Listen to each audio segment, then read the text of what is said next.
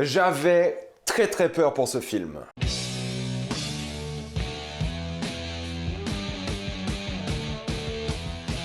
OSS 117, alerte rouge en Afrique noire. Comme d'habitude, jusqu'à la minute indiquée dans le titre de la vidéo, il n'y aura pas de spoiler, parce que vous êtes tranquille, après on va tout spoiler. OSS 117, alerte rouge en Afrique noire est l'histoire de l'agent spécial OSS 117 qui doit partir à la rescousse d'un autre agent spécial OSS 1001. Cette mission va l'emmener en plein cœur de l'Afrique où il doit aider un dictateur à rester au pouvoir pour le bienfait de la France tout en empêchant une rébellion et en sauvant cet agent spécial. OSS 117, alerte rouge en Afrique noire, le titre est affreusement long mais il correspond bien à la saga OSS 117, est un nouveau film, cette fois-ci non pas réalisé par Monsieur Hazanavicius mais par Monsieur Nicolas Bedeau. Personnellement, j'aime beaucoup les films OSS 117, comme beaucoup de personnes j'imagine, mais je les adore, ça fait partie de mes films préférés, mes comédies françaises préférées, mais de manière générale mes films français préférés. Et quand j'ai vu que c'était Nicolas Bedeau à la réalisation, j'avais un peu peur parce que, bon, c'est pas un mec que j'affectionne personnellement, humainement je ne pense pas que je l'apprécie, ce qu'il fait sur Instagram, sur Twitter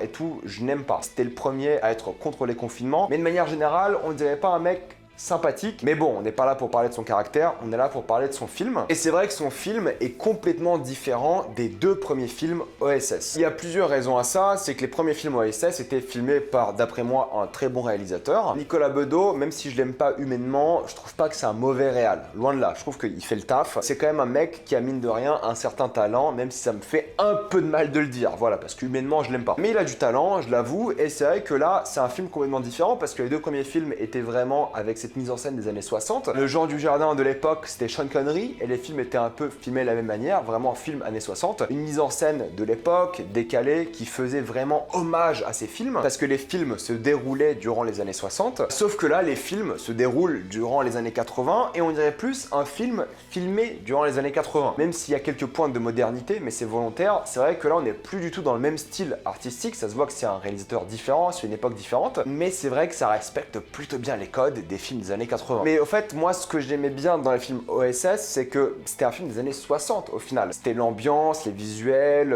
les acteurs étaient dans le même style que des acteurs des années 60. Jean Dujardin jouait le Sean Connery de l'époque, tout simplement, et ça qui était cool, ça qui était plaisant. Là, c'est vrai qu'on est plus sur un Pierce Brosnan, et on voit directement les inspirations James Bond des années 80-90. C'est qu'au fait, on a déjà un générique au début qui fait très James Bond, on est sur ça, mais qui fait James Bond de ces années-là. Donc on est vraiment sur un film complètement différent, qui va peut-être voilà, ne pas plaire à tout le monde car le style est différent. Là où à l'époque on avait beaucoup de plans larges, on avait très peu de gros plans, là il y a beaucoup de gros plans sur les personnages. Bedeau s'est vraiment approprié le cinéma de cette époque et on est clairement dans un film d'espionnage plus années 80-90. Et c'est plutôt bien fait de ce point de vue-là, niveau mise en scène, il y a de bonnes idées, c'est marrant, même si des fois la mise en scène est un peu prévisible. Je trouve que, mine de rien, le film est certes très différent dans l'aspect visuel, dans l'histoire et dans les thématiques. Il a réussi à faire quelque chose qui est assez intéressant, c'est qu'il a réussi à faire le pas entre l'époque, donc ce personnage de Jean Dujardin qui est très conservateur et des choses comme ça, et la modernité qui est un peu interprétée par Pierre Ninet. Et même si j'ai détesté toute la partie avec Pierre Ninet, vraiment je l'ai détesté, je trouve que l'alchimie entre les deux personnages ne marchait pas du tout, parce qu'au final c'est un nouveau agent secret contre un ancien, et au fait ils sont là en train d'avoir une sorte de rivalité slash amitié, slash relation homo-érotique, parce que c'est un peu le personnage de Jean Dujardin, de Hubert, c'est qu'il a un peu ce côté gay refoulé dans les films, et c'est vrai que là, je trouve que ça marche pas du tout, mais limite, c'est fait exprès. Et c'est ça qui m'énerve avec ce film, c'est que j'ai détesté une bonne partie du film, j'ai trouvé que c'était du temps perdu, mais dans l'arc narratif complet du film, ce temps perdu que j'ai détesté, il était extrêmement important d'une certaine manière. Parce qu'au fait, les moments avec Pierre Ninet, tu les détestes, mais les moments avec Jean Dujardin, bordel qui sont bons, et qui sont représentatifs de ce qu'on aime dans OSS. On a de nouveau le charisme de Jean Dujardin, il est toujours au top, il comprend le personnage, et il n'y a pas de problème concernant le politiquement correct. Il est toujours misogyne, raciste, il n'y a aucun souci là-dessus, c'est le personnage qu'on aime et qu'on connaît. Mais au fait, cette fois-ci, on l'a un peu opposé à son racisme, à sa misogynie, on l'a toujours fait d'ailleurs dans la saga OSS, sauf que cette fois-ci, on l'a opposé à la modernité. À l'époque, dans les films OSS, c'était vraiment donc Jean Dujardin, ce personnage qui était raciste, qui était sexiste, majoritairement sexiste, disons-le, et c'est les femmes qui lui répondaient en lui disant d'une manière ou d'une autre qu'il était sexiste. Là, en fait, c'est Pierre Ninet, son personnage, qui est offensé du fait que Jean Dujardin est raciste par rapport aux autres. Alors oui, il y a beaucoup de mépris envers le personnage de Pierre Ninet de la part du personnage de Jean Dujardin, d'accord, mais au fait, il est aussi offensé du fait qu'il est sexiste et qu'il est raciste et des choses comme ça. Et en vrai, c'est un peu la société d'aujourd'hui. Jean Dujardin, c'est l'époque d'avant, que j'ai l'impression Nicolas Bedos aime beaucoup. Pierre Ninet, c'est l'époque de maintenant. Voilà, c'est le mec qui se vexe du fait qu'on est raciste de quelqu'un d'autre. C'est le mec qui se vexe du fait qu'on est sexiste, alors que lui, on ne lui a rien fait. Mis à part le petit mépris qu'il a, le mépris professionnel qu'il a, en vrai, le personnage de Jean Dujardin lui dit rien de mal. Il se vexe quand même, il trouve qu'il est vieux jeu, et au fait, il le considère un peu comme un boomer, limite, et il se vexe énormément, et il a envie de montrer sa modernité. On va vraiment opposer les deux idées, et c'est ça que j'aime pas dans le film, c'est que c'est pas très intéressant, c'est pas très original, c'est déjà vu, revu, bon, il n'y a pas d'originalité là-dedans. Même dans la mise en scène, quand il s'agit de Pierre Ninet, il n'y a pas grand-chose. Alors oui, il a peut-être une réplique culte concernant son personnage, d'accord. La phrase c'est « j'ai dormi comme un homme », alors oui, ça tu peux la ressortir, je veux bien. Mais c'est vrai que vraiment la relation, pour moi, ne marche pas, mais je pense que c'est volontaire du film, car lorsque cette relation évolue d'une certaine manière, bah le film change vraiment et tu l'apprécies beaucoup. C'est ça qui est énervant, c'est que le film est frustrant. C'est-à-dire que t'aimes pas cette relation, t'aimes pas ce personnage de Pierre Ninet. Pierre Ninet, par contre, il est excellent. Rien à dire là-dessus, il est parfait, il est excellent, il représente parfaitement ce personnage. Mais c'est vrai que ces moments avec lui, tu te sens que c'est du temps perdu. Parce que OSS, la star, c'est Jean Dujardin, c'est lui. Et t'as envie de le voir. Et quand tu le vois que lui, le film est bon, vraiment. Oui, des fois, t'as l'impression qu'il force un peu sur les blagues racistes, sexistes. T'as juste l'impression qu'en fait, Nicolas Bedos, il voulait en mettre le plus possible pour rappeler à tous les spectateurs que ça reste ce film-là, ça reste OSS, ça reste ce personnage sexiste, misogyne, gay refoulé. Il y a un côté que j'ai pas aimé par rapport au personnage, c'est le côté un peu, on va dire, loser. Il passe beaucoup plus pour un loser dans ce film que les précédents films,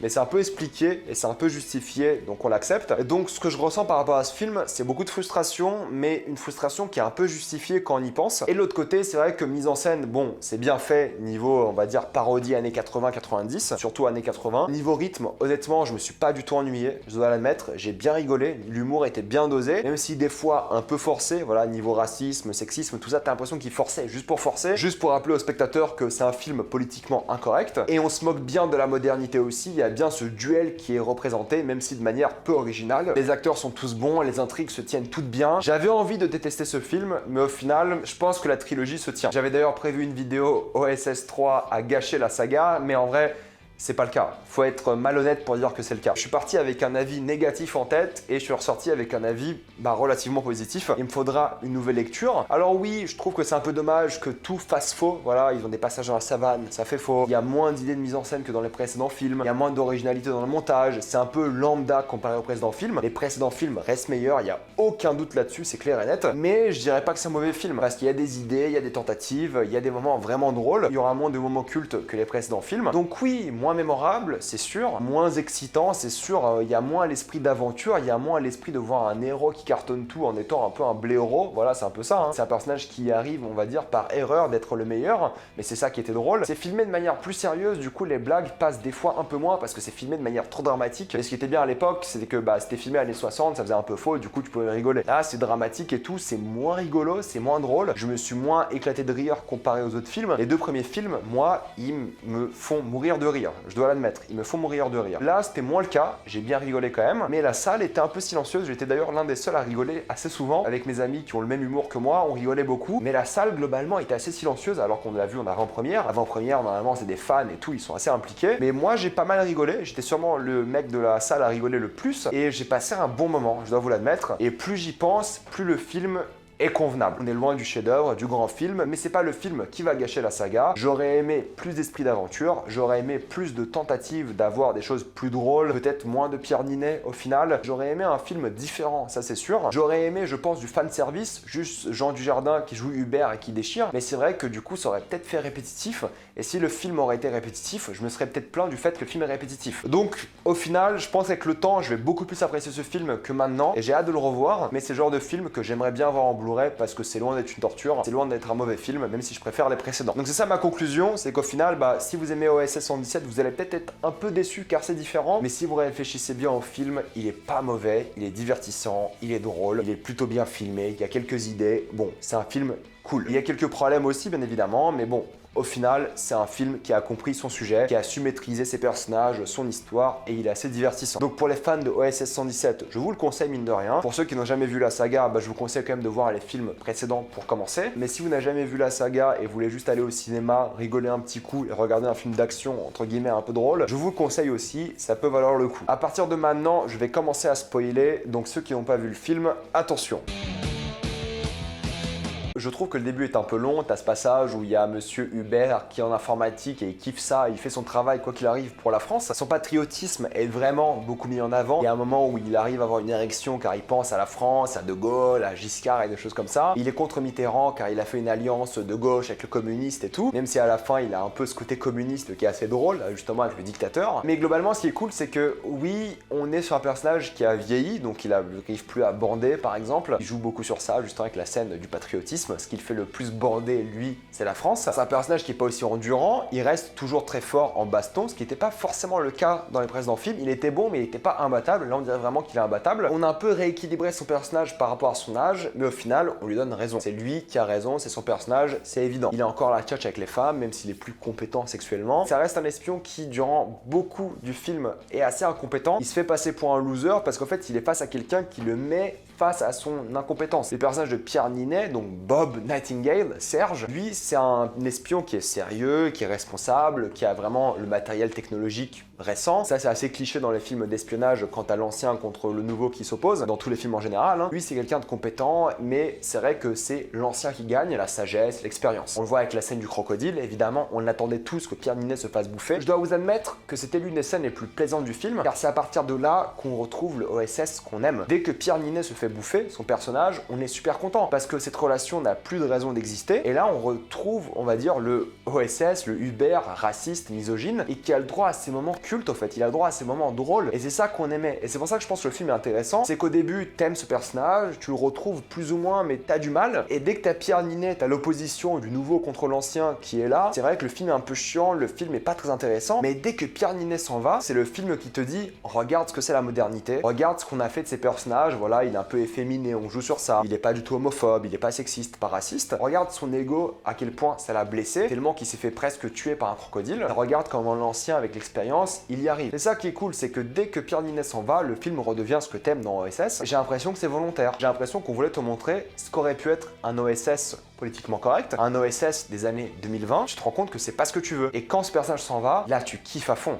La fin est géniale. Toutes les intrigues se concluent, il couche avec la meuf, c'est vraiment OSS qu'on aime en fait. Il est raciste, il est sexiste, voilà, mais c'est pas volontaire. Il a pas envie d'être raciste, sexiste. Il a toujours été un peu innocent sans se rendre compte. Et c'est ça qui est bien, c'est qu'à la fin, il retrouve sa splendeur et tu retrouves ce personnage. Donc c'est ça qui m'énerve, c'est que j'ai pas aimé beaucoup du film car c'était pas le personnage que je connaissais, mais c'était volontaire car à la fin, le film te dit, mais si, regarde, on sait que c'est le personnage que tu aimes et on sait le faire. Mais on voulait te montrer à quel point la société aujourd'hui pouvait te censurer. Moi, c'est le message que j'ai compris. Bedo, c'est un mec, voilà, très dans le passé d'une certaine manière, il a des valeurs très conservatrices et tout, il n'y a pas de problème là-dessus. Je dis juste qu'il a bien retranscrit dans le film et qu'il a vraiment montré qu'en fait, c'est le film d'OSS, c'est le film de Hubert et ça reste comme ça pour toujours. Et je pense que le personnage de Pierre Ninet va revenir en méchant par la suite. J'ai hâte de voir la suite en Russie, en URSS comme ils disent, et je pense qu'on aura un film OSS à fond. On aura le film sur les communistes qu'on veut depuis le premier film et je pense que ça va tout déchirer. Je pense qu'il faut une suite pour tout conclure. Voilà, il faudra donc le méchant, Cachemire et Ninet et conclure vraiment la saga avec un dernier film. J'ai pas envie d'avoir un passage de flambeau, j'avais un peu peur, je pensais que Ninet allait être un passage de flambeau, mais pas du tout, je pense que ça sera le méchant par la suite et j'espère vraiment qu'ils vont conclure ça avec un quatrième film, avec OSS dans toute sa splendeur, en mode fan service, en nous faisant kiffer. Moi c'est ça que j'ai vu avec ce film d'aujourd'hui, j'ai vu juste du potentiel pour la suite avec quelqu'un qui a quand même mine de rien compris le matériau d'origine. Pour parler des scènes qui m'ont beaucoup fait rigoler, j'ai trouvé les scènes de sexe assez gênantes, mine de rien, mais j'ai beaucoup aimé la scène du serpent, très drôle. J'ai beaucoup aimé la scène avec le lion où il parle allemand, mais c'est un peu bizarre parce que c'est une scène où il parle allemand à l'animal, mais lorsqu'il faut littéralement parler allemand pour sauver le dictateur, Jean Dujardin préfère jeter une orange ou un fruit, peu importe, alors que c'était le moment de parler allemand. Bon, c'est un peu bizarre, c'est un peu étrange comme manière de mettre en avant l'allemand dans le film. J'ai bien aimé le fait que la personne qui parle allemand soit donc infidèle, soit une personne rebelle. J'ai bien aimé aussi le jeu d'acteur donc de la femme, je sais plus c'est quoi son nom, de la tribu,